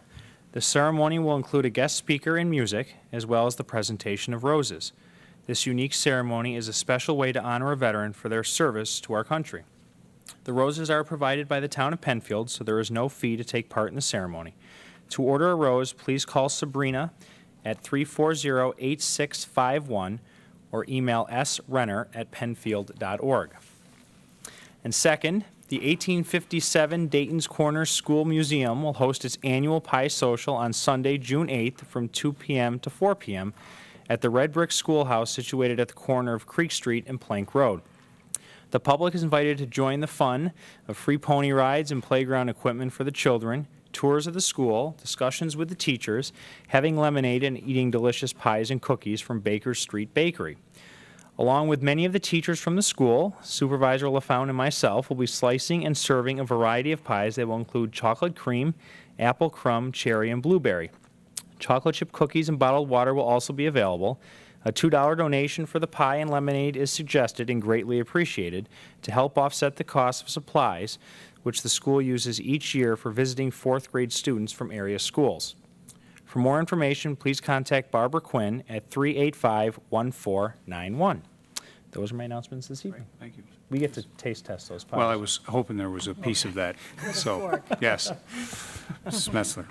I have two announcements tonight. The first is the Penfield Art Association's 50th Anniversary Spring Show opens Monday, June 2nd, and runs through Sunday, June 8th at the Penfield Community Center. This one-week event features more than 160 two-dimensional works in a variety of media by about 60 club members. The opening reception and award ceremony will be Tuesday, June 3rd from 7 p.m. to 9 p.m. Club members will be on hand at all times to answer questions about their art, much of which will be available for you to purchase. Formed in 1963, the Penfield Art Association today has more than 100 members throughout the Rochester area. The organization is open to artists of all skill levels. Those interested in the two-dimensional visual arts are encouraged to visit them at www.penfieldartassociation.com. And lastly, I just want to mention that this evening before our meeting tonight, I had the honor of representing the town at the annual Ride of Silence, which started and took place over at our DPW complex on Jackson Road in the parking lot. We are proud as the town again to offer up our facility for the cyclists to gather and line up in pairs for this annual ride, which honors those who've been killed or injured while riding their bicycles. The cyclists ride silently together over the course of the whole ride, and they ride in pairs. We welcome the cyclists as they lined up. There was a ceremony in which a very stirring poem was read, as well as names of those who cyclists were riding in honor of. I would like to thank Andy Stewart of Rochester Bicycling Club, who organized the event. Chris Bilo from our rec department was there. We also, as a town, offered up security support for safety of the cyclists on Jackson Road. And also, I'd like to thank Monroe County Sheriff Patrick O'Flynn, who offered up a deputy to also assist in the ride and to trail the cyclists for their safety and a safety presence as well. So it was a very well-attended event. They're still, I think, counting up how many were there, but I was certainly pleased to welcome everyone there for the town of Penfield hosting this for them. All right. Thank you, That's all I Paula. have tonight. Last week, we had a graduation. There was a program that was offered by the Sheriff's Department, part of the Sheriff's Academy, and we host that for our senior citizens. It gives our senior citizens over an 8-week period of time to learn a little bit more details about the Sheriff's Office. So you have an opportunity to visit a lot of the usual sites that maybe you don't have an opportunity or may not want to visit, such as the jail, the public safety training facility over on Scottsville Road. The graduation also saw the Sheriff Patrick O'Flynn and the Undersheriff Bill Sanborn and a number of other ranking officers within the Sheriff Office to come. And then there was also some specialty items that they worked on during that period of time. So they had an opportunity to have a presentation from SWAT, scuba, the mounted patrol, so they could see all the specialties of everything the Sheriff's Office does for our community and for the community of Monroe. The second item I have tonight is that the town offices will be closed this Monday because of Memorial Day, and I would encourage to just take off from Councilman Quinn. If you have some time in the morning, please join us at 10:30 down at the amphitheater. It is a very moving event. It is very nicely done, and each year it gets a little bit bigger to recognize all of those who serve and many that have lost their lives to give us the freedom that we enjoy today. And then lastly, last Saturday, the Moms Club of Penfield held their first annual Youth and Family Safety Fair. And I spent about an hour over there. I have to say that the team that put that together worked very hard. There was a lot of good information that was handed out. State Police, the Sheriff were on hand, as well as the Penfield Fire Company, and just helping our families and our youth understand some of those basic needs for safety. Safety in the home for fire prevention, measuring for your helmets, making sure your car seat is properly placed in your vehicle so that in the event that you do have an accident, that you minimize any injury or damage, to the occupants of the car. So I hope it is the first of many to come. And Jocelyn, who is the Vice President of Moms, I know wanted to be here this evening, but has many other commitments. But on behalf of the moms, great job, and we look forward to next year. Mrs. Cole. Okay, I have 3 announcements. First being that the 2014 Amphitheater Series kicks off with the 2nd annual Music and Food Rodeo on Friday, May 30th from 4:30 to 9 p.m. This annual event and all scheduled programs are sure to be fun for the whole family. The food rodeo will feature 7 area food trucks, the Tucson wood-fired pizza, the Cheesed and Confused, the Meatball Truck Company, Stingray Sushi Fusion, the Doughboys, Chowder Up Seafood, and Macarolin. The trucks will have windows up at 4:30. Food will be sold at the food trucks' prices. Penfield High School music groups will perform at the Kiwanis stage beginning at 5 p.m. The students of these wonderful groups will play a variety of music genres, something for everyone's taste. The music program is free and open to the public. The Penfield Amphitheater and the Kiwanis stage are located in Veterans Memorial Park behind the Penfield Town Hall. Attendees are encouraged to bring their own lawn chair or blanket to sit on. For more information and a complete music schedule, go to www.penfieldrec.org. My second announcement is that Getting Healthy is a walk in the park. The Penfield Pedometer Program is a 4-week self-monitored walking program that you can begin anytime. To take the challenge, simply commit the walk of a total of 30 minutes at least 5 days a week. You can walk for small increments such as 10 minutes 3 times a day or all at once. Registration fee is $1, and all participants will receive a pedometer. Weekly walk-to-talk sessions will be held at the Penfield Parks, schedule available at registration. These sessions are a chance to meet fellow walkers and enjoy Penfield Parks. These sessions will have a leader to help facilitate each session. Participants who attend all 4 walk and talk sessions will receive a special prize. Come in the recreation office to register and start walking today. And my third announcement is that my community chat that I have every month will be held Tuesday, June 17th from 5:30 to 7 in the new book area at the library. Thank you, Linda. Thank you. Mr. Horowitz? Nothing tonight. Okay, very good. We will then move on to additions and deletions to the agenda. Mr. Supervisor, first I move to delete proposed resolution 97 from the agenda. I second that. Okay, so it's been moved and seconded. Excuse me, Resolution 97, and that was calling for a public hearing that was slated to be held in June for properties on Fairport 9 Mile Point Road in the area of Route 250. Okay? Additionally, Mr. Supervisor, we have a new business resolution number 101, and I move to add that to the agenda. Okay. I second that. There's a second to that as well, and we will add Resolution 101 under new business. Okay, thank you. We will move then on to the minutes. We have the minutes of April 23rd, 2014 before us, and would entertain a motion of approval of those minutes. I'd like to move that the minutes of April 23rd be approved. I'll second. It's been moved and seconded. The discussion on the minutes. Seeing none, a roll call vote, please. Cole? Aye. LaFountain? Aye. Metzler? Aye. Quinn? Aye. 4 ayes. Petitions. Has the board, town clerk, or town attorney received any petitions since our last meeting? Okay, seeing none, we'll move on to resolution by function. We'll start with law and finance.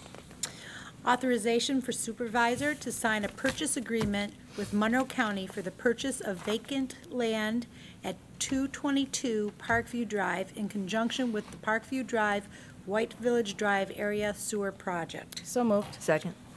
Town Board has adopted and duly ordered the formation of Extension 56 to the Penfield Consolidated Sewer District, along with bond authorization for the construction of sanitary sewers within this extension. Through design of the project, it was determined that a pumping station would need to be located in the vicinity of 222 Parkview Drive, a parcel of vacant land owned by Monroe County, acquired through tax foreclosure. Monroe County has determined the value of the land to be $275.09, plus the cost of any title transfer tax. Owning this property for the purpose of siting the new sewer pump station will benefit the sewer district and its future maintenance activities. Now therefore be it resolved, the town board, acting as commissioners of Penfield Sanitary Sewer District Number 12, does hereby approve the purchase of 222 Parkview Drive from Monroe County. And be it further resolved that Town Supervisor Tony LaFountain be and is hereby authorized to sign the purchase agreement with Monroe County upon approval of the agreement by our town attorney. Be it further resolved that this purchase be funded from proceeds authorized as part of the sewer district extension. Okay, great. Discussion? No. Seeing none, a roll call vote, please. Cole. Aye. LaFountain. Aye. Metzler. Aye. Quinn. Aye. 4 ayes. Setting a public hearing for a conditional use permit to allow a consignment clothing store at 1865 Penfield Road. So moved. Second.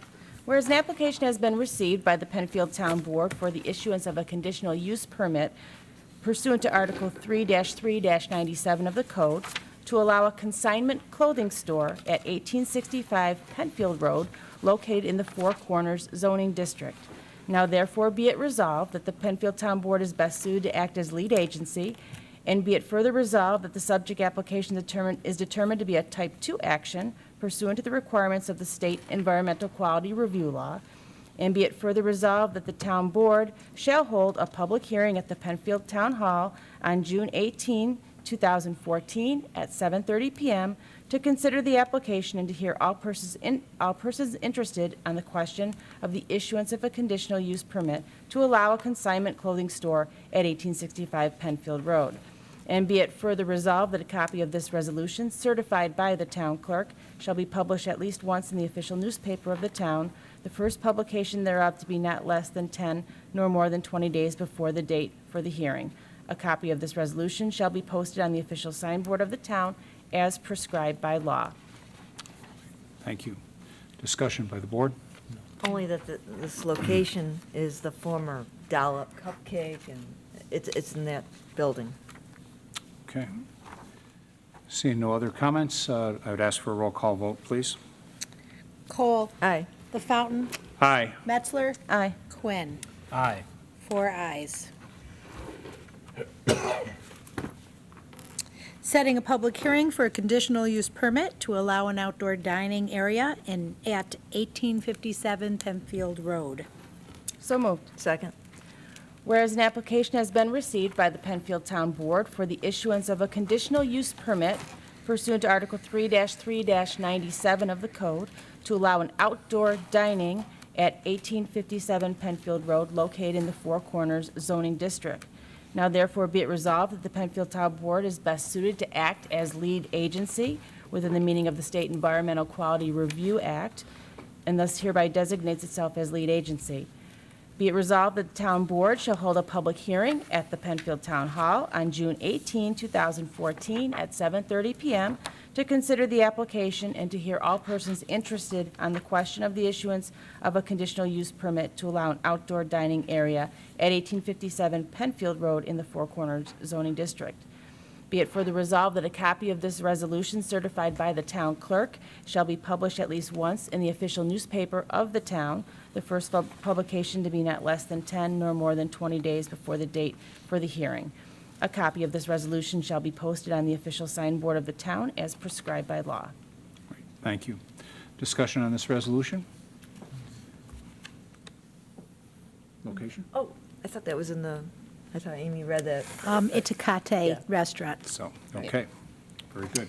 Seeing no other comments, then I'd ask for a roll call vote, please. Cole. Aye. LaFountain. Aye. Metzler. Aye. Quinn. Aye. 4 ayes. Authorization for the Planning Department head and the town planner to attend the Congress for New Urbanism Conference. So moved. Second. Whereas the Congress for New Urbanism, CNU, is holding a training conference in Buffalo, New York, and whereas the town board supports continued education of our staff to stay current with new planning trends, technology, and constantly changing regulations, and whereas CNU provides an excellent training agenda that covers many areas of interest for the town of Penfield.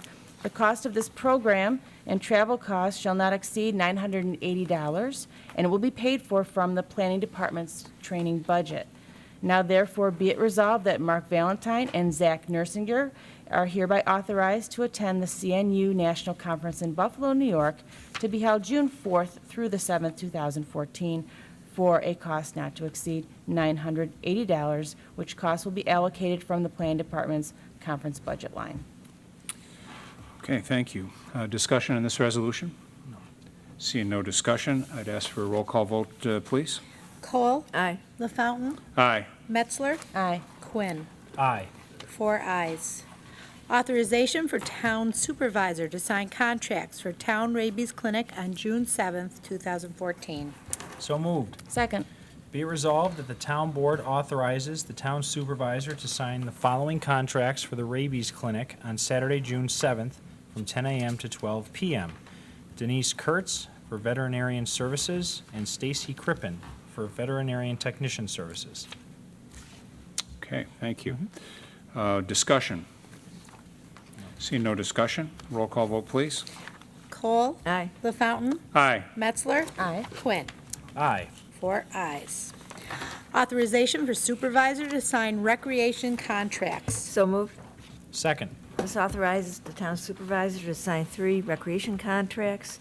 And the first one is for coaches for the soccer league, and then a volleyball finals, and finally Northeastern Productions for the lighting and engineering crowd control for the town of Penfield's Independence Day celebration, July 4th. Great, okay, very good. It's coming upon us quick. Yes. All right, questions, comments? Seeing none, roll call vote, please. Cole? Aye. LaFountain? Aye. Metzler? Aye. Quinn? Aye. 4 ayes. Okay, brings us to old business. Is there any old business to come before the board this evening? Seeing none, is there any new business to come before the board this evening? Yes. Okay. Authorization to maintain properties and assess the charges to the 2015 property tax bills. So moved. Second. Whereas on October 2, 1996, the town board adopted Article 4-4-28 of the Penfield zoning ordinance entitled Property Maintenance.